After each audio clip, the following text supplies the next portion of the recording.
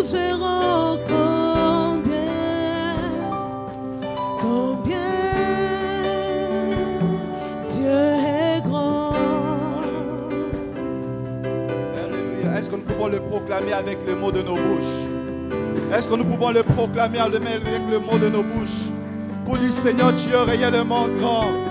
Tu es réellement grand. L'univers entier ne saurait contenir ta grandeur. L'univers entier ne saurait contenir ta grandeur. Seigneur, tu es réellement grand. Ce n'est pas parce que moi je le déclare. Ce n'est pas parce que nous le confessons. Mais il est seulement grand. Grand par sa nature. Grand par ses œuvres. Grand. Alléluia. Déclarons-le, déclarons-le. Déclarons-le. Déclarons-le, déclarons-le, bien-aimés. Nous sommes en train de laisser nos cœurs s'exprimer devant le Seigneur. Nous laissons nos cœurs parler à Dieu. Nous laissons nos cœurs parler au Seigneur véritable. Il est tellement grand. Il est tellement grand. Ses œuvres sont grandes. Alléluia. Grand par ses œuvres. Grand par sa nature. Alléluia.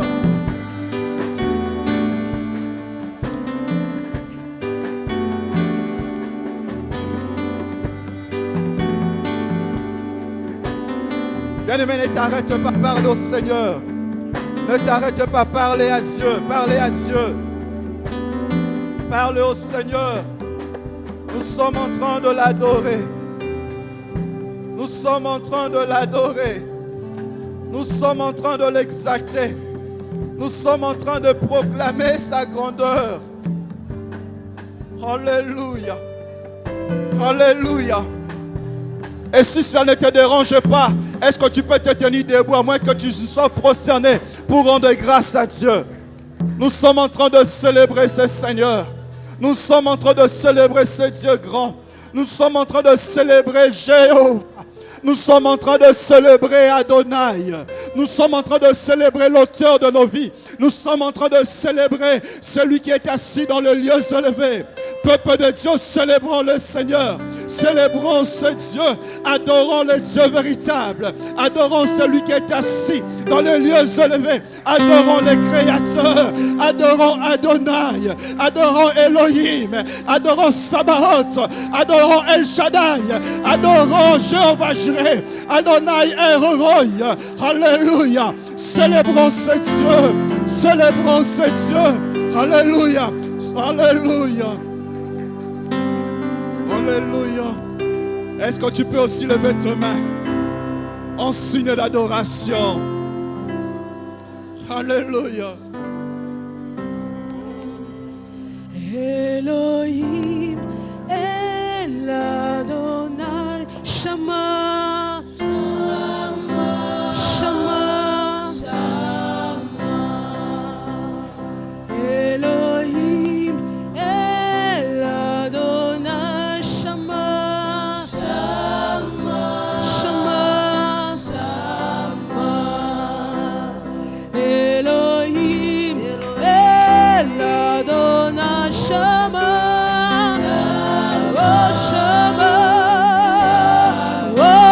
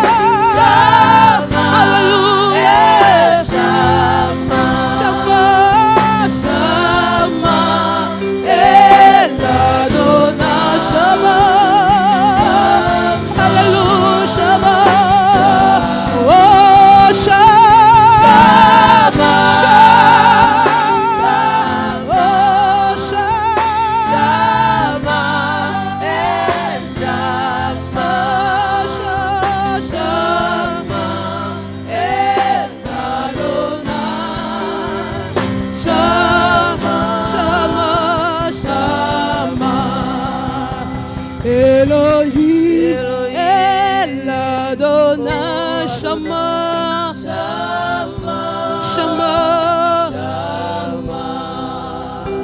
Elohim, El Adonai, Shama,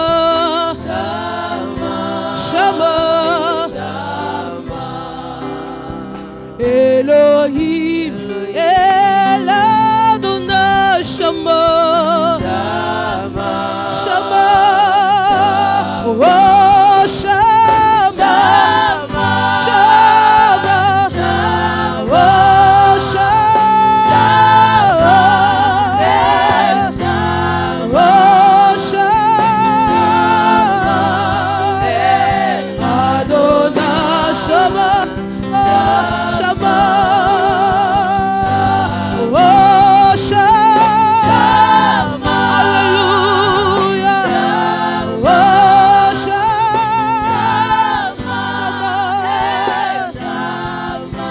Shama, Shama, El Adonai, Shama. Répandons nos cœurs, répandons nos cœurs, répandons nos cœurs devant le Seigneur. Répandons nos cœurs devant le Seigneur.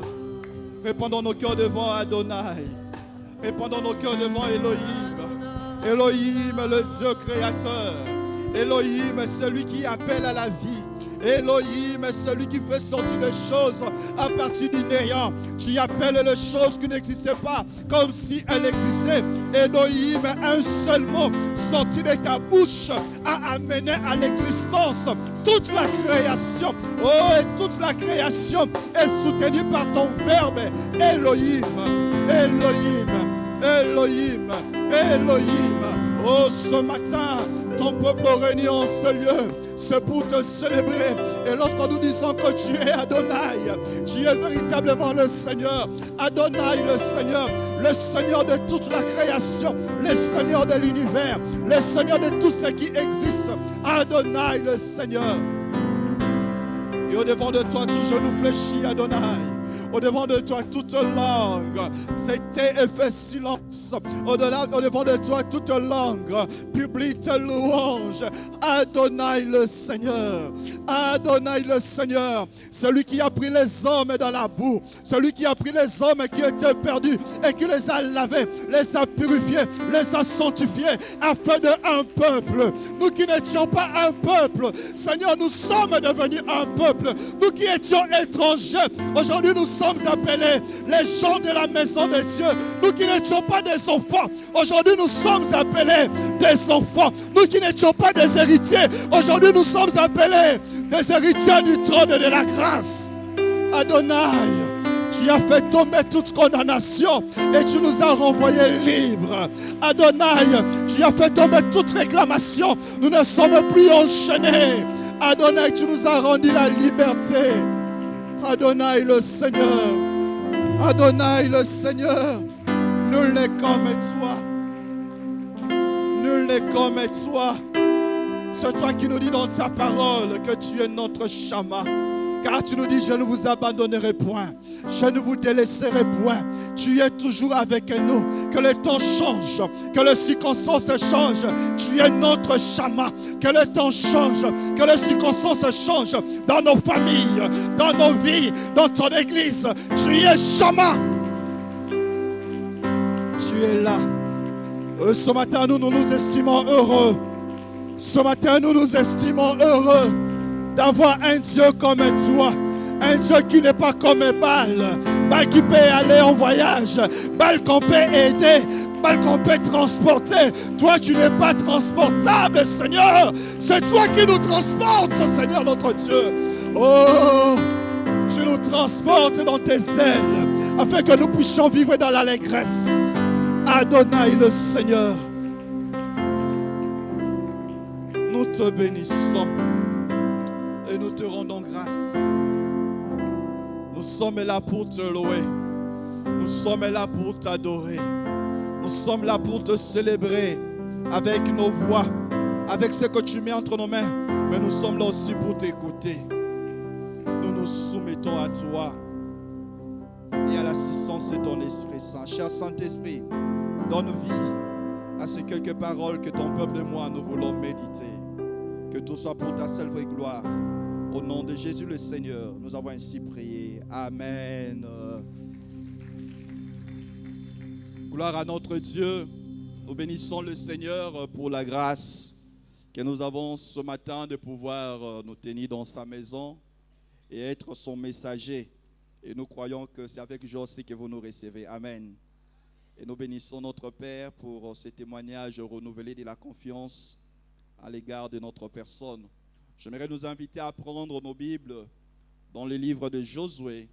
J'aimerais que nous puissions partager un récit que vous avez déjà lu, un récit que vous avez déjà médité, vous avez tiré beaucoup de leçons. Je crois que les quelques mots que le Seigneur a mis dans ma bouche peuvent servir d'édification pour nous tous. Josué chapitre 7, nous lirons les versets 1er au verset 12e, et puis nous lirons les 3 premiers versets du chapitre 8. Josué chapitre 7, le premier verset au verset 12e, et puis nous lirons le chapitre 8, le premier au 3e verset. La parole déclare ce qui suit. Les enfants d'Israël commirent une infidélité au sujet de choses dévouées par interdit. Akan, fils de Carmi, fils de Zabdi, fils de Zérak, de la tribu de Juda, prit des choses dévouées. Et la colère de l'Éternel s'enflamma contre les enfants d'Israël. Josué envoya de Jéricho des hommes vers Haï, qui est près de Beth-Avan, à l'orient de Bethel. Il leur dit, montez et explorez le pays. Et ces hommes montèrent et explorèrent Haï. Ils rêvèrent auprès de Josué et lui dirent, il est inutile de faire marcher tout le peuple. 2 ou 3 000 hommes suffiront pour battre Haï. Ne donne pas cette fatigue à tout le peuple, car ils sont en petit nombre. 3 000 hommes environ se mirent en marche, mais ils prirent la fuite devant les gens d'Haï. Les gens d'Haï leur tuèrent environ 36 hommes, et ils les poursuivirent depuis la porte jusqu'à Skebarim, et les battirent à la descente. Le peuple fut consterné et perdit courage. Josué déchira ses vêtements et se prosterna jusqu'au soir, le visage contre terre, devant l'arche de l'Éternel, lui et les anciens d'Israël. Il se couvrit de poussière. Josué dit, ah Seigneur éternel, pourquoi as-tu fait passer le Jourdain à ce peuple pour nous livrer entre les mains des Amoréens et nous faire périr? Oh, si nous eussions su rester de l'autre côté du Jourdain. De grâce, Seigneur. Que dirais-je après qu'Israël a tourné le dos devant ses ennemis? Les Cananéens et tous les habitants du pays l'apprendront. Ils nous envelopperont et ils feront disparaître notre nom de la terre. Et que feras-tu pour ton grand nom? L'Éternel dit à Josué, lève-toi. Pourquoi restes-tu ainsi couché sur ton visage? Israël a péché. Ils ont transgressé mon alliance que je leur ai prescrite. Et ils ont pris des choses dévouées par interdit. Et ils les ont dérobées et ont dissimulées. Ils les ont cachées parmi leurs bagages. Aussi, les enfants d'Israël ne peuvent-ils résister à leurs ennemis? Ils tourneront le dos devant leurs ennemis, car ils sont sous l'interdit. Je ne serai plus avec vous si vous ne détruisez pas l'interdit du milieu de vous. Chapitre 8. L'Éternel dit à Josué, ne crains point, ne t'effraie point. Prends avec toi tous les gens de guerre. Lève-toi, monte contre Haï. Vois, je livre entre tes mains le roi d'Haï et son peuple, sa ville et son pays. Tu traiteras Haï et son roi comme tu as traité Jéricho et son roi. Seulement, vous garderez pour vous le butin et le bétail. Place une embuscade derrière la ville. Josué s'éleva avec tous les gens de guerre pour monter contre Haï. Et il choisit 30 000 vaillants hommes qu'il fit partir de nuit. Parole du Seigneur. Shalom bien-aimés. J'étais en train de réfléchir sur ce que nous pouvions partager ce matin. et mes pensées ont été orientées vers ce texte que nous venons de lire, je préférais intituler notre méditation « Israël et Haï, quelle leçon pour l'Église ?» Israël et Haï, quelle leçon pour nous, Église, aujourd'hui. Bien-aimés, ce récit vient juste après le chapitre 6e du livre de Josué. Un chapitre où nous voyons Israël remporter une victoire de manière miraculeuse. Israël qui s'élève pour prendre possession du pays de la promesse. Et il rencontre une ville qui était fortifiée, une ville qui était bien sécurisée. Israël n'a pas appris encore à faire la guerre. C'est un peuple qui n'est pas préparé à faire la guerre. Mais Dieu amène son peuple non préparé à la guerre pour combattre, prendre le pays de la promesse. Et le premier pays, c'était Jéricho. Et là, c'est Dieu qui intervient. Par la louange, par l'adoration, Dieu opère un miracle, il accorde la victoire. Et après cette victoire éclatante d'Israël, Israël devait continuer sa marche, prendre possession du pays promis à Abraham, à Jacob et à toute sa descendance. Et la deuxième ville, le deuxième pays, c'était ce pays d'Haï. Et Josué et son peuple vont se lancer dans la campagne pour prendre possession de cette ville. Mais contrairement à la victoire qu'ils venaient d'avoir, et pour Haï, Israël rencontre une défaite, une humiliation. Israël qui est le peuple de Dieu, habitué à la victoire, un peuple qui avait Dieu qui combattait pour eux, mais Israël tourne le dos face à l'ennemi. Pire encore, la Bible souligne que 36 hommes de guerre des enfants d'Israël tombèrent. Non seulement que ces hommes moururent, mais aussi Israël a pris la fuite.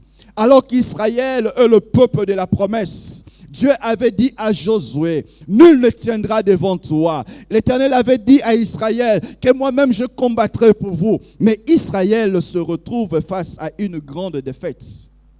Et cette défaite, bien-aimée, c'était une humiliation. Alors que l'histoire du peuple de Dieu, c'était une histoire de victoire, une histoire de prodige. Souvenez-vous de tout ce que le Seigneur notre Dieu a fait dans le pays d'Égypte. La réputation d'Israël allait de ville en ville. Comment est-ce que Dieu a séparé la mer Rouge? Comment est-ce que les Amalécites étaient tombés face à Israël? Comment est-ce que le Seigneur notre Dieu les a fait traverser de manière miraculeuse le fleuve de Jourdain? Comment est-ce que Dieu aussi avait accordé la victoire dans la ville de Jéricho? Haï n'est pas comme Jéricho. Haï n'est pas barricadé comme Jéricho. Haï n'est pas peuplé comme Jéricho. Mais Israël tourne le dos. C'est l'échec. Et j'aimerais bien aimer que nous puissions réfléchir sur cette question. Parce que autant les victoires ont l'air secrets, autant aussi les échecs ont l'air secrets. Et c'est important pour nous en tant qu'enfants de Dieu de savoir tirer les leçons de nos victoires, nous dire les choses qui nous ont aidés à remporter la victoire, mais aussi face à l'échec, de nous poser des questions. Quels sont les secrets de mon échec? C'est important que nous puissions réfléchir sur cela. Voilà pourquoi j'aimerais nous proposer, dans un premier temps, nous allons parler un peu de cause de la défaite d'Israël. Puis nous allons parler des conséquences de cette défaite. Et nous parlerons enfin de la revanche d'Israël. Et nous allons prier. Bien-aimés, lorsque nous lisons ce passage, c'est vrai, à partir du verset 1er, ce qui saute à l'œil nu, c'est que c'est le péché qui est la cause de la défaite d'Israël. C'est vrai, c'est la cause majeure. Mais j'aimerais ce matin nous présenter 5 causes que je trouve qui étaient à l'origine de la défaite d'Israël. Israël a connu la défaite devant Haï. C'est vrai, il y a le péché, mais j'ai noté 5 causes que j'aimerais partager avec nous. La première cause de la défaite d'Israël, bien-aimé, c'est l'euphorie de la victoire. Israël a remporté une grande victoire. Une victoire telle que jamais auparavant. Je ne sais pas si dans l'histoire, il a existé une nation qui a pu remporter la victoire comme Israël. Je ne pense pas. Comment est-ce que le muraille de Jéricho pouvait tomber rien que par la louange? Et lorsque le muraille est en train de tomber, bien-aimé, ça a emporté aussi des vaillants guerriers de la ville de Jéricho. Jéricho était dans le désespoir. Et pour Israël, c'était une grande joie. Ça, c'est notre victoire. Israël pouvait jubiler. Une grande joie qui accompagnait le peuple d'Israël. Bien aimé, mais dans cette euphorie de la victoire, Israël est passé à côté de l'essentiel. J'aimerais nous dire ce matin, par moments, les victoires que nous remportons nous laissent dans la jubilation. Et cette jubilation, par moments, nous amène dans des états de faiblesse et de négligence. Et c'est le cas pour Israël. Après avoir vécu une bataille triomphante, celle de Jéricho, Israël tombe dans ce piège. Bien-aimés, j'aimerais nous dire ce matin, après des grandes bénédictions que Dieu nous accorde, ne nous laissons pas dans la distraction. J'aimerais nous dire, bien-aimés, l'ennemi multiplie des stratégies pour chercher à nous détruire. Mais nous ne baissons pas les bras.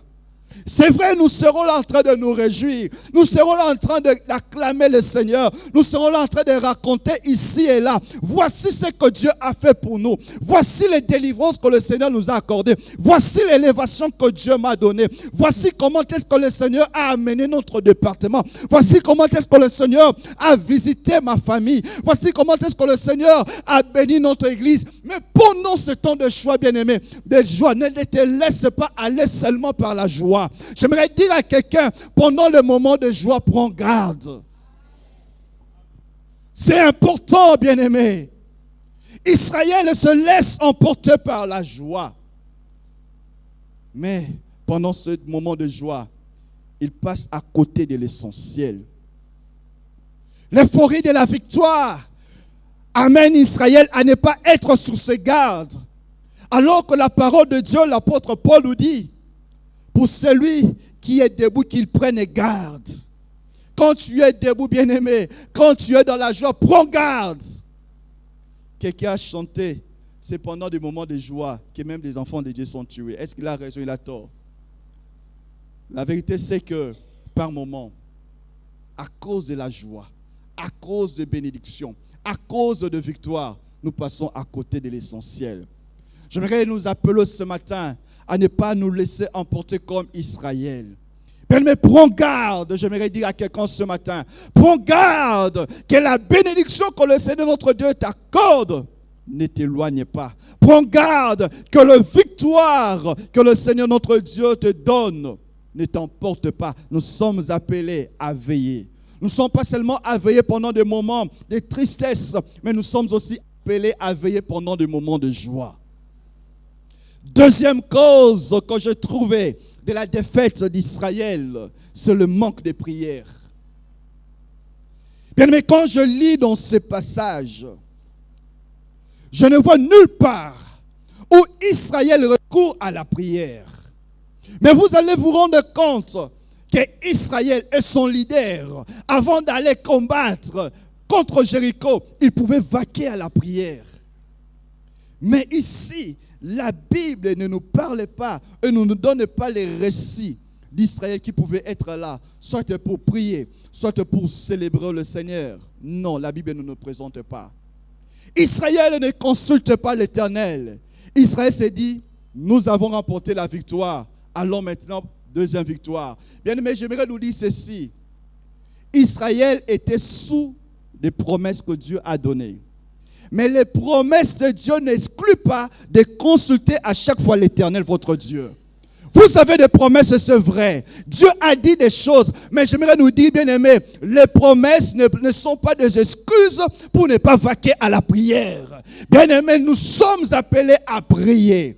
Nous sommes appelés à prier non seulement dans les moments difficiles, mais nous sommes aussi appelés à prier pendant nos moments de joie. Et lorsque nous consultons l'Éternel par la prière, Dieu communique la stratégie de victoire. Lorsque nous consultons l'Éternel, Dieu nous communique la stratégie du combat.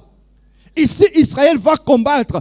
Il n'a pas la stratégie de Dieu parce que il n'a pas consulté l'Éternel. N'est-ce pas que la Bible nous dit quand il n'y a pas de révélation, le peuple est sans frein. Lorsqu'il n'y a pas de révélation, le peuple couvre sa perte. Lorsqu'on ne consulte pas l'Éternel, on n'aura pas la révélation. Lorsqu'on ne consulte pas l'Éternel, votre Dieu bien-aimé, vous n'aurez pas la vision de choses que le Seigneur notre Dieu veut que vous puissiez accomplir. Alors, apprenons bien-aimés, avant toute chose, de consulter le Seigneur.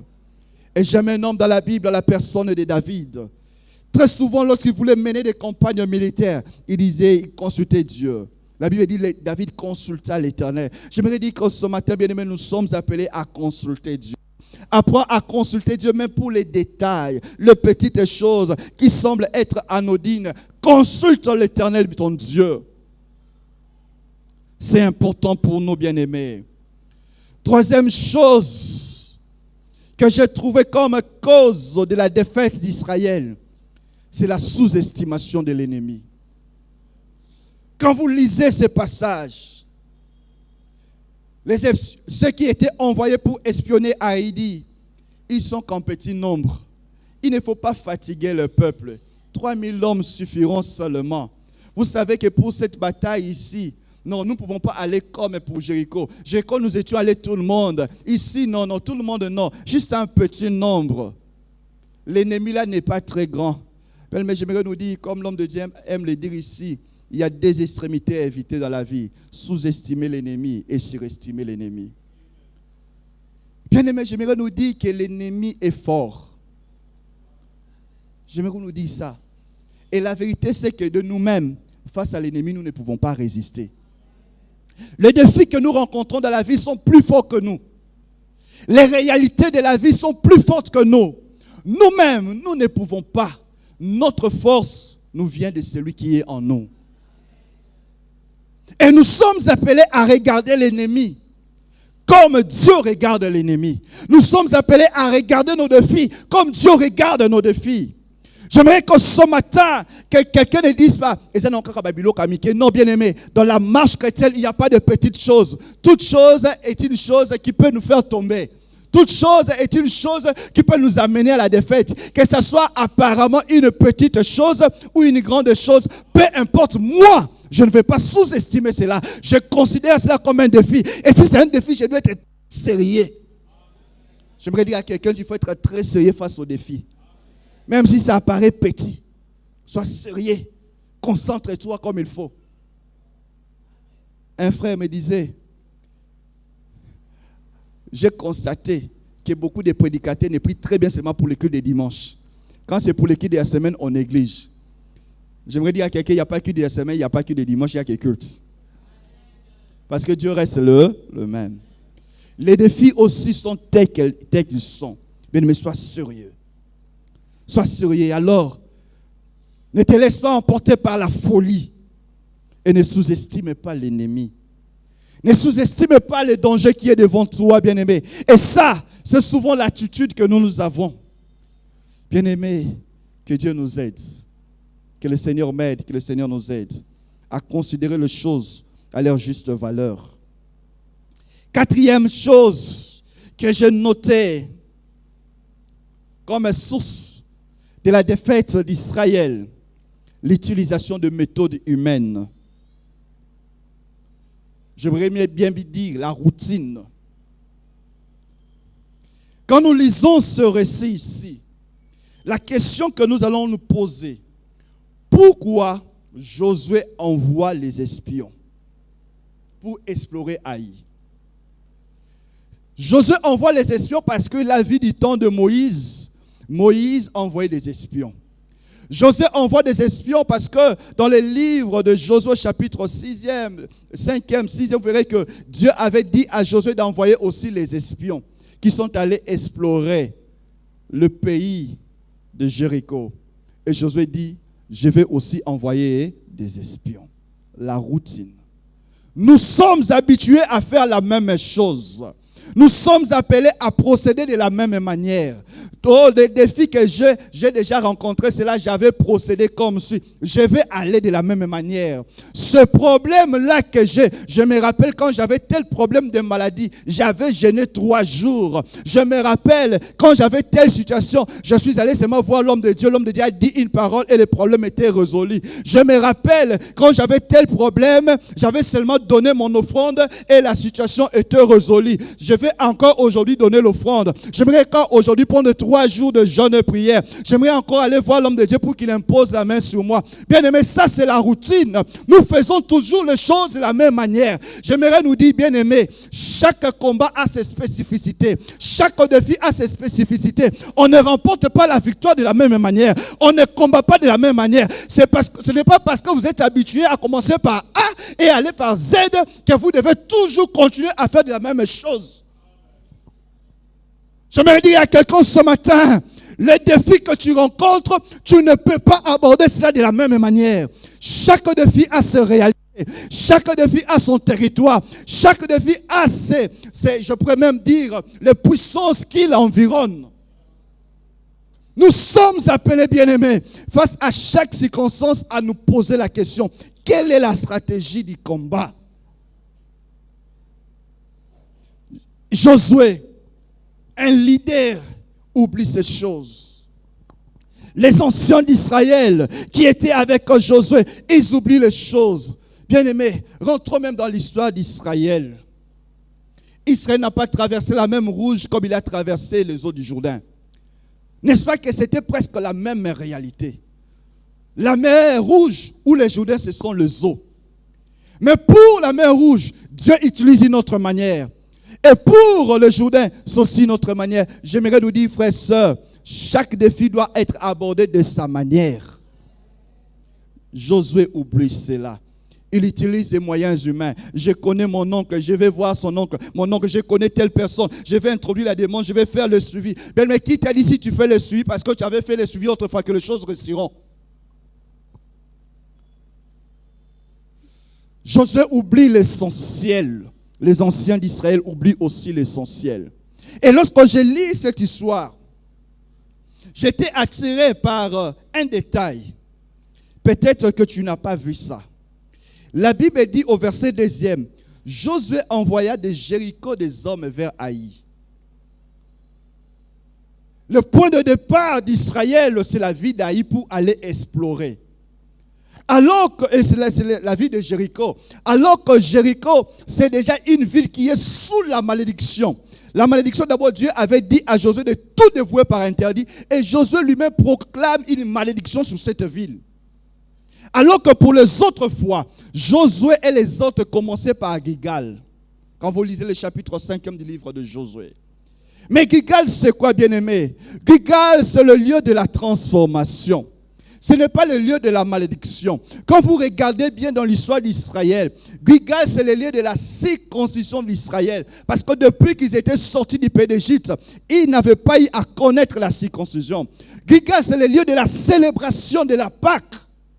Gilgal aussi, c'est le lieu où la manne cessa. Parce que Israël devait commencer à jouir du produit du pays de la promesse.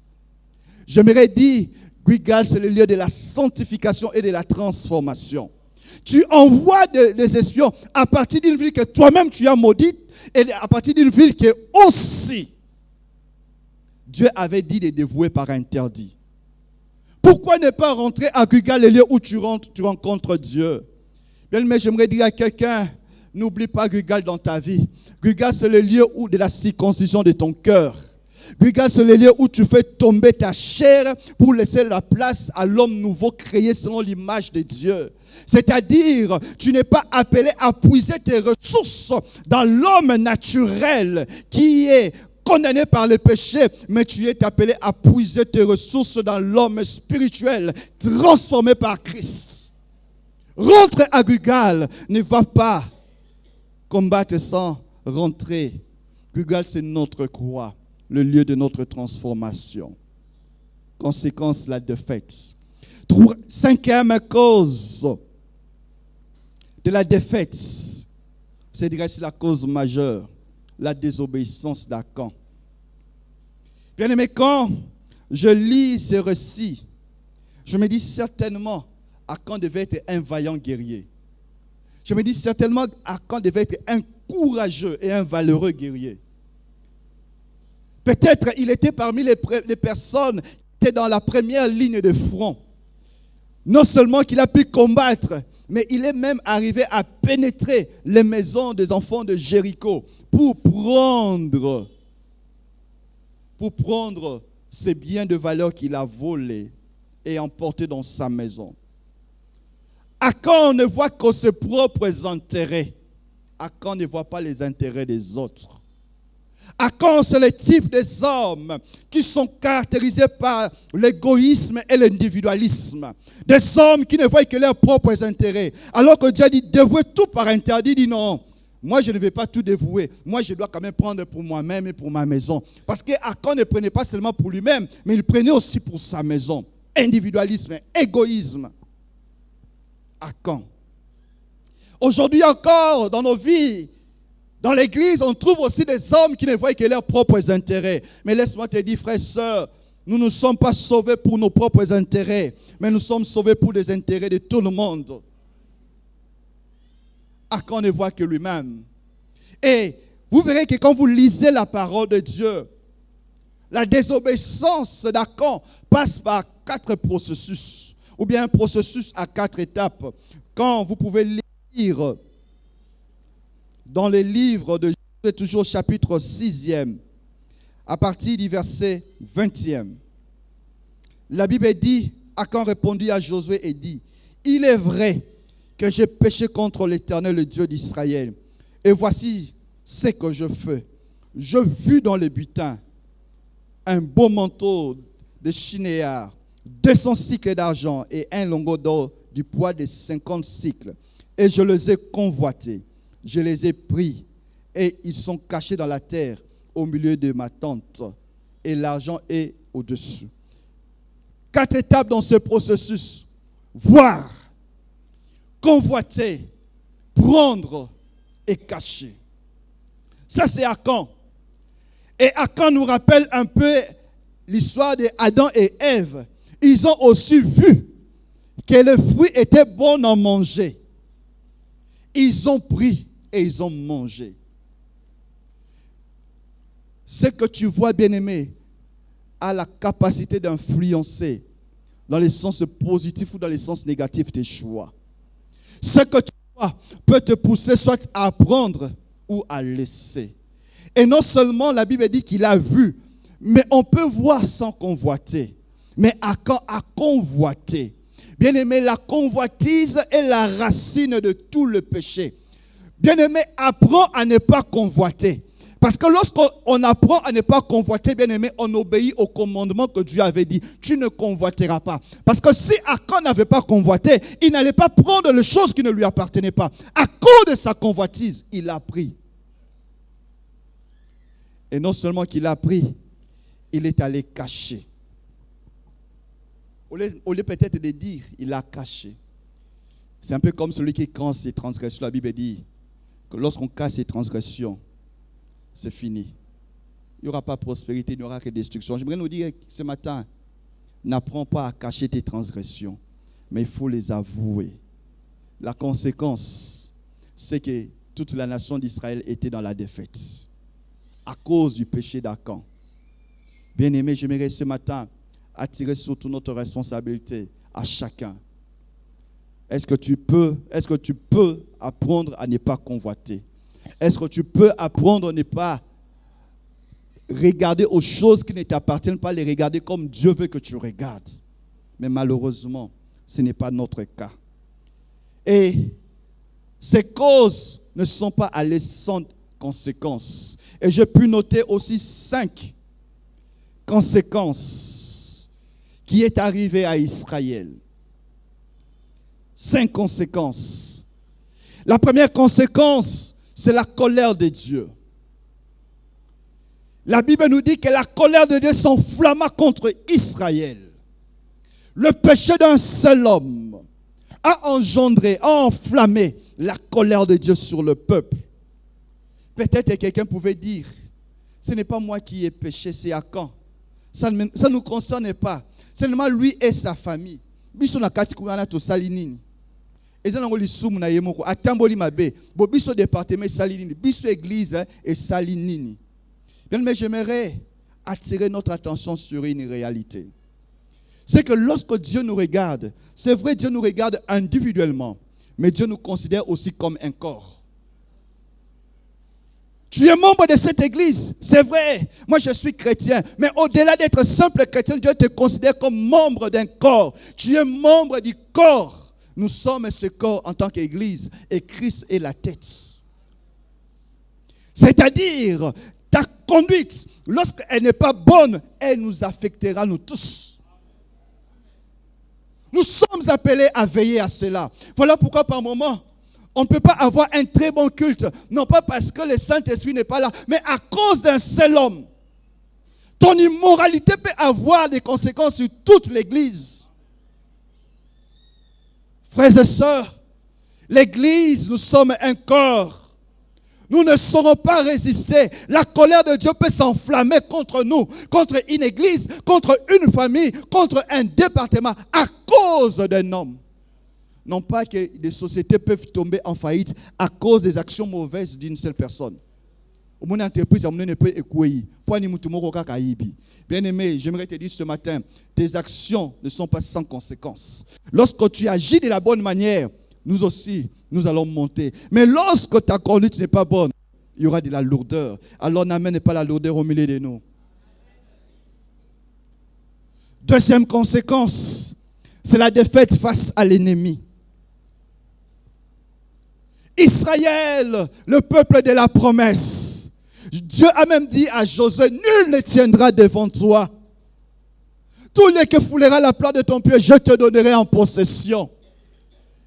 Malheureusement, défaite, humiliation et mort même des vaillants héros d'Israël.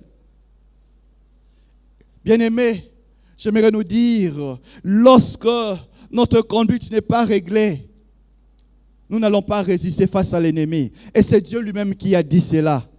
Israël tournera les dos. Bien-aimés, nous pouvons tourner les dos. Nous ne pouvons pas résister face à l'ennemi à cause de la conduite d'une personne. Défaite d'Israël. Josué pouvait pleurer à cause d'une personne.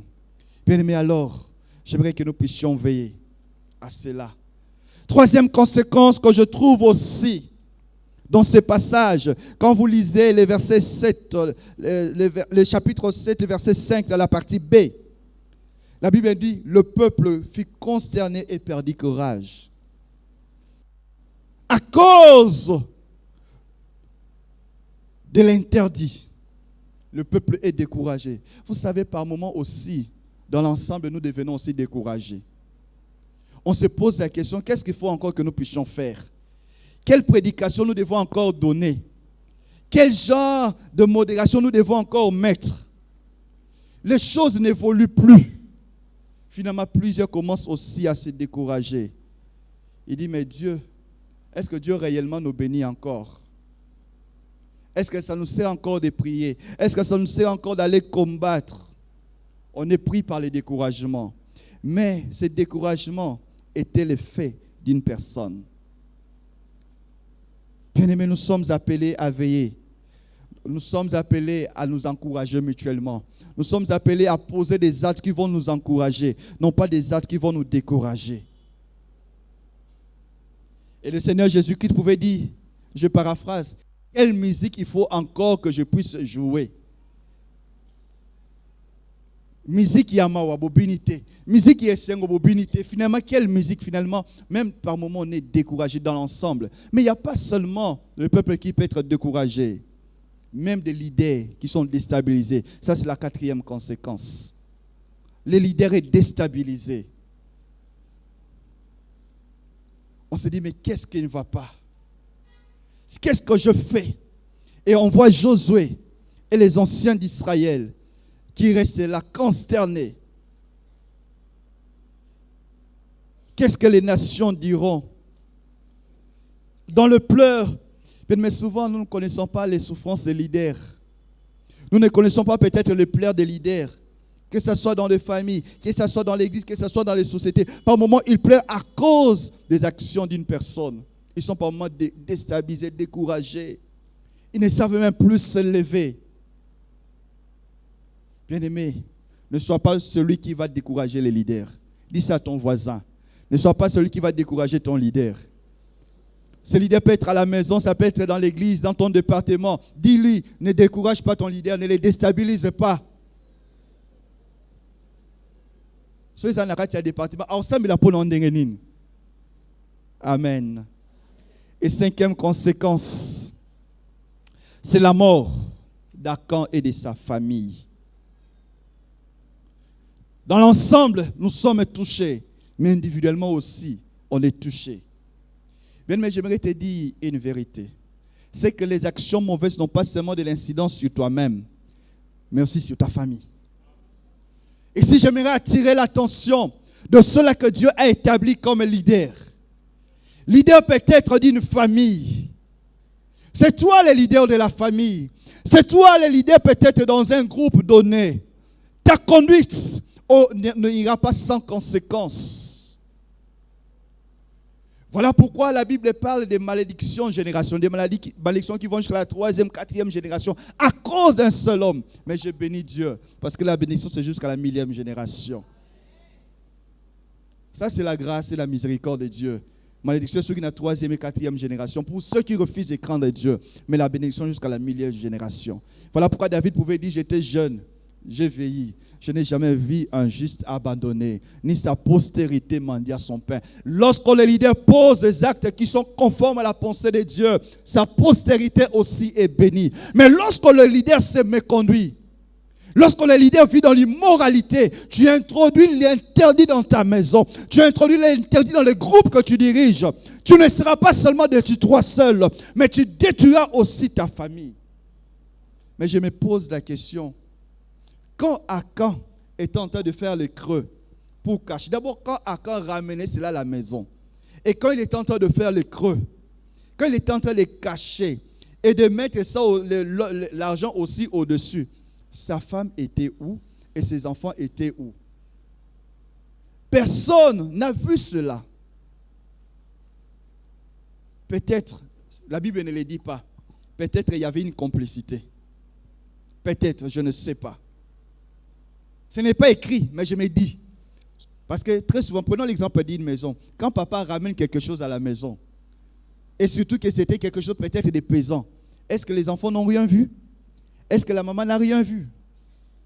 Et c'est ce qui nous arrive souvent. Par moments, les mamans, par moments, les papas sont complices de leurs épouses ou de leurs époux mutuellement. Par moments aussi, les enfants sont complices de leurs parents. Bien, mais j'aimerais nous dire une chose, ne sois pas complice. Lorsque tu vois un mal dans la famille, il faut dénoncer le mal. La Bible dit, l'âme qui paie, c'est celle qui mourra. Lorsque toi tu dénonces, tu ne mourras pas. Mais la complicité amène la mort. Peut-être il y avait cette complicité. Je l'ai dit, la Bible, ça c'est moi. Amen. C'est moi, ce n'est pas la Bible. Mais je me dis, peut-être c'était le cas. Qu'est-ce dit des conjoints qui cachent les transgressions de leurs épouses ou de leurs époux? Qu'est-ce dit des enfants qui cachent la conduite mauvaise?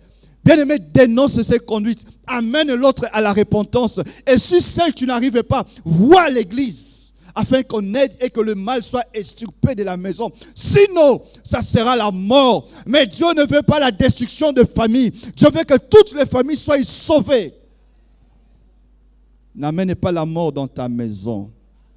Amen. Enfin, la revanche d'Israël. Ça, c'est le chapitre 8e. Ça commence à partir du chapitre 7e, ça s'étend jusqu'au chapitre 8e. Ça, c'est maintenant Israël qui va remporter la victoire. Israël n'est pas resté dans la défaite. Bien, mais la première chose, j'aimerais nous dire, apprends à te relever de tes défaites. Lorsque tu vois que les choses ne tournent pas, apprends à te relever. Ne reste pas là assis en train de pleurer continuellement. Mais relève-toi. Va consulter l'Éternel. Ce que Josué pouvait faire avant, il est allé le faire après lorsqu'il a subi des conséquences. Ne consulte pas Dieu après que tu aies subi les conséquences, mais consulte Dieu avant les conséquences. Josué rencontre Dieu. Et la première des choses, Dieu dit, ôtez l'interdit. Ce matin, j'aimerais dire à quelqu'un, ôte l'interdit. Tu n'auras jamais de victoire lorsqu'il y a l'interdit. Ôte l'interdit. Israël ne peut pas aller combattre avec l'interdit. Il fallait que le mal soit ôté. Bien-aimé, lorsque l'interdit est ôté, il y a des conséquences aussi qui arrivent. La première conséquence, bien-aimé, c'est que la colère de Dieu est apaisée. Lorsque la colère de Dieu est apaisée, la grâce aussi revient. Lorsque la grâce de Dieu revient, bien-aimé, l'ennemi ne peut pas combattre contre nous. Parce que dans la grâce de Dieu, le Seigneur aussi combat avec nous. Lui-même, il nous dévance. J'aimerais dire à quelqu'un, quand vous lisez les livres de Josué, les chapitres précédents, vous verrez qu'il y avait un homme qui avait son épée nue devant Josué. Et la Bible dit, il est venu comme le chef de l'armée de l'Éternel. Cet homme-là n'a jamais connu de défaites. C'est lui qui a fait tomber Jéricho. C'est lui qui a fait tomber Pharaon. Cet homme-là ne connaît pas de défaites. Il ne vient que lorsqu'il n'y a pas d'interdit. Lorsque tu ôtes l'interdit, il se place devant toi. Il combat pour toi. Dans les guerres que tu vois et que tu ne vois pas, il combat. Lorsque tu dors, tu te réveilles, tu ne sais pas qu'est-ce qui s'est passé. Lui, il combat. Lorsque tu marches, tu ne sais pas qui est à gauche et à droite. Lui, il combat. Il est là toujours debout et avec son épée nue à la main. Et je prie ce matin au nom de Jésus que les vaillants guerriers, le chef de l'armée de l'Éternel, se tiennent au-devant de toi, qu'ils combattent pour toi, qu'ils combattent pour ta maison, qu'ils combattent pour tes enfants, qu'ils combattent pour ton épouse, qu'ils combattent pour tes enfants, et que sa grâce t'accompagne maintenant au nom de Jésus. Que dans tes affaires qu'ils combattent pour toi, que dans ton travail qu'ils combattent pour toi, que dans les défis de ta vie qu'ils combattent pour toi, qu'ils s'élèvent. Cet homme est revenu et lui-même il pouvait être là. Lorsqu'il est revenu, il commence à communiquer les stratégies de combat. Il dit à Josué, ça ne sera plus 3000 hommes, mais prends tous les hommes de guerre. Bien aimé, alors que de l'autre côté, en minimisant, on dit non, 3000 hommes seulement, c'est fait. Il dit tous les hommes de guerre. Parce qu'il amène sa stratégie de combat. Non seulement qu'il dit tous les hommes de guerre, il dit prends ces hommes, tu les mettras derrière la ville d'Aï pour prendre la ville en embuscade. Tu prendras aussi d'autres hommes que tu placeras entre Aï et Bethel. Parce que ces hommes-là pouvaient intervenir et combattre pour ceux d'Aï, pour empêcher les renforts. Et toi-même, tu prendras un groupe au devant de toi. Tu te placeras pour servir d'appât à attirer l'ennemi. Bien-aimé, il communique la stratégie. Laisse-moi te dire, frère, sœur, lorsque tu vas vers le Seigneur, il sait communiquer la stratégie. Cette stratégie n'était pas la stratégie de Jéricho. Il dit à Josué, ça ne sera plus comme Jéricho. Mais ici, tu vas combattre de manière traditionnelle, mais avec la stratégie que moi, je communique. Bien-aimé, dans tes défis, lui-même, il communiquera la stratégie. Et lorsqu'il communique la stratégie, sois rassuré, c'est la victoire. Et Israël a marché suivant ses instructions. Israël n'était pas seul. Parce que cet homme-là, Sabaoth, était avec eux. Les découragements qui hier étaient du côté d'Israël, les découragements ont changé de camp. Parce que la ville était brûlée. Le roi d'Aï et son peuple étaient découragés. Ils se sont vus sans force. Bien aimé, lorsque Dieu combat pour nous, c'est bien. L'ennemi lui-même est découragé. L'ennemi lui-même est déstabilisé. L'ennemi lui-même est sans force. Il dit, je prie ce matin que l'ennemi de ta vie, tu changes de stratégie parce que l'Éternel combat pour toi. Ce n'est pas seulement dans les combats, mais dans tous les défis que nous rencontrons dans la vie. Alors ce matin, j'aimerais t'inviter à compter sur lui. La victoire n'est pas une histoire de routine, mais des stratégies que Dieu communique devant chaque défi. Est-ce que tu peux tirer les leçons de cette histoire? Et nous allons baisser notre tête pour prier le Seigneur.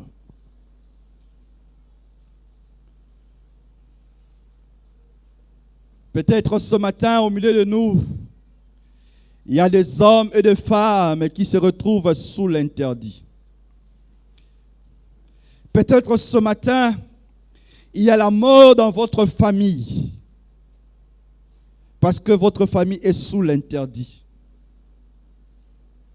Peut-être ce matin, Il y a quelqu'un qui fait les choses selon lui-même. Il oublie qu'il doit recourir à Dieu. C'est pourquoi tu as rencontré des échecs. Je ne sais pas quelle est ta situation. Avant que tu ne pries pour les défis qui sont devant toi, j'aimerais que chacun s'examine. Et si tu te rends compte que tu es dans les bonnes dispositions, tu peux prier le Seigneur. Seigneur, accompagne-moi. Fortifie-moi encore. J'aimerais aller de l'avant avec toi. J'aimerais toujours prendre garde que chacun parle à Dieu. Peut-être pour toi, tu peux demander à Dieu pardon. Peut-être pour toi, le Seigneur te dit, tu dois voir les hommes de Dieu pour confesser. Peut-être que c'est ton cas. Et si c'est ton cas, bien-aimé, n'hésite pas. Quel est l'état de ta conduite?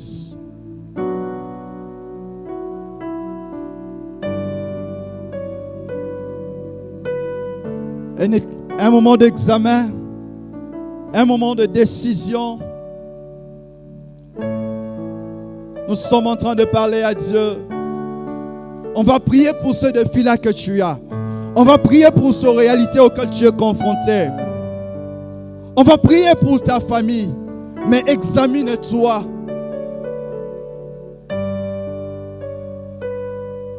Peut-être il y en a de ceux qui ont caché une transgression.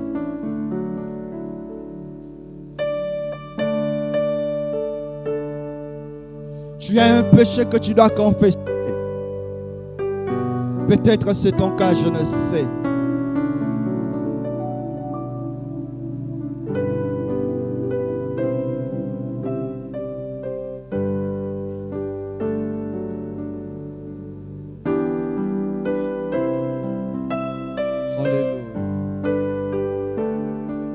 Peut-être que le Saint-Esprit est en train de ramener dans ta pensée quelque chose. Alléluia.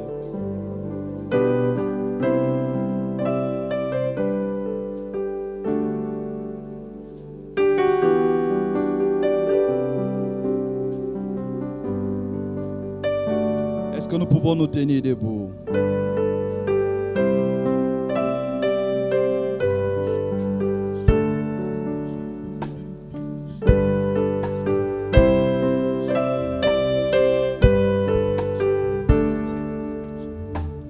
Continue à parler à Dieu. Continue à parler à Dieu. Peut-être tu vas dire, Seigneur, pardonne-moi parce que j'ai oublié de te consulter. J'allais par moi-même.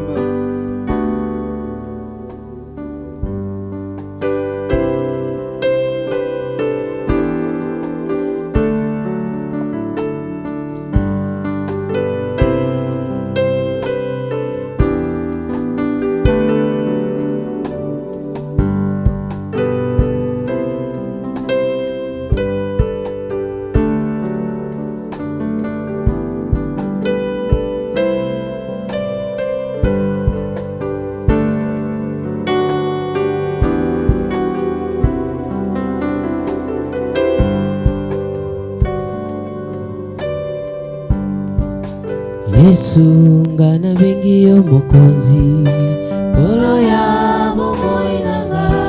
Yesu na bengi yo mokonzi polo ya bomoi nanga. Yesu ngana bengi yo mokonzi polo ya bomoi nanga. Yesu ngana bengi yo mokonzi. Alléluia. Sela nanga nyonso nalingi natambola na yo. Ngai oh Yesu ngana bengi yo mokonzi. Yesu ngana bengi yo mokonzi. Alléluia.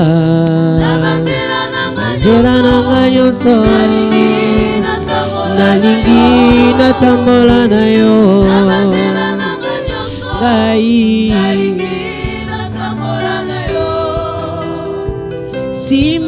na loboko kolo kotikanga te simanga na loboko kolo kotikanga te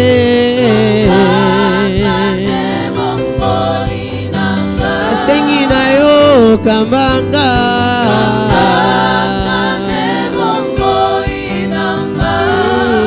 Yesu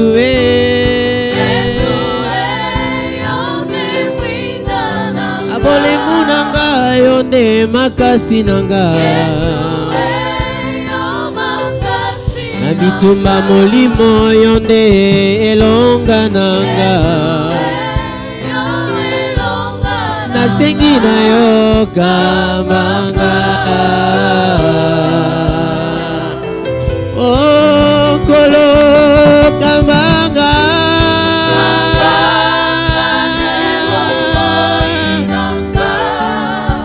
kambanga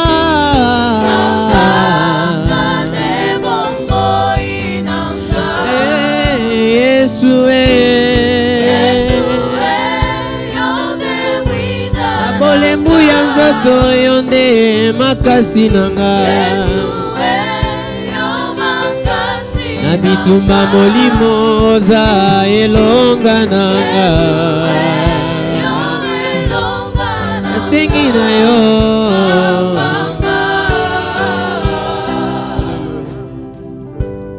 Nous voulons prier. J'aimerais que quelqu'un prenne une décision. Seigneur, je n'amènerai pas un fait étranger dans ma maison. Seigneur, je n'amènerai pas un fait étranger dans ton église. Je n'amènerai pas un fait étranger dans mon département. Élevons nos voix, commençons à prendre cette décision avec Dieu. Ma famille ne sera pas détruite parce que moi, je n'amènerai rien de mauvais. Je veillerai sur ma conduite. Je veillerai sur ma marche. Chaque jour, je prendrai des dispositions pour que ce qui est mauvais, ce qui amène la destruction, ne passe pas par moi. Je ne serai pas auteur, source du malheur dans ma famille. Je ne serai pas source du malheur dans mon église. Je ne serai pas source du malheur dans le département là où j'évolue. Chez les papas, chez les mamans, à la jeunesse, au protocole. Je ne sais pas la musique là où Dieu nous a placés. Je ne serai pas source de malheur. Mais comme tu as dit à Abraham, je ferai de toi une source de bénédiction. Seigneur, moi je serai une source de bénédiction. Par moi ma maison sera bénie. Par moi mon église sera bénie. Par moi là où tu m'as placé, Seigneur, j'amènerai toujours la bénédiction. C'est ma prière. Viens me prier le Seigneur. C'est une décision que tu es en train de prendre. Je ne serai pas à camp. Je n'attirerai pas le malheur là où je suis. Par la grâce de Dieu et l'assistance de l'Esprit de vie, l'assistance du Saint-Esprit, je veillerai sur ma conduite, je veillerai sur ma marche, afin que rien de mauvais ne passe par moi. Que je sois cet homme qui arrête le mal, que je sois cet homme qui arrête la malédiction. Je ne serai pas source de malédiction, mais j'amènerai la bénédiction. Je m'engage à ne pas trahir la race des élus. Papa, tu es en train de prendre cette décision. Maman, tu es en train de prendre cette décision. Enfant, nous sommes en train de prendre cette décision. Nous sommes en train de prendre cette décision pour dire rien de mauvais ne passera par moi. Servante de Dieu, serviteur de Dieu, prenons cette décision. Rien d'interdit ne passera par moi. L'œuvre de Dieu ne sera pas détruite à cause de mes actions. Non. Mais par moi, l'œuvre de Dieu prospérera. Par moi, l'œuvre de Dieu sera bénie. Par moi, mon département sera béni. Par moi, le ministère où là où Dieu m'a placé sera béni. Parce que je suis source de bénédiction. Ma conduite sera toujours sainte. Au nom de Jésus. Au nom de Jésus. J'aimerais maintenant que tu pries pour le défi qui est devant toi. À quel type de combat tu es confronté? Quel type de réalité? Chacun connaît sa situation. Parle maintenant à Dieu. Tu dois vivre la victoire que Dieu. Quelqu'un est en train de dire, Seigneur, combat pour moi. Seigneur, défends ma cause. Seigneur, sauve-moi de cette situation. Seigneur, interviens. Je vois comme si l'ennemi s'est dressé sur mon chemin. Que mes ennemis, notre Dieu, soient dans la confusion. Et que je sois victorieux. Élève ta voix, prie.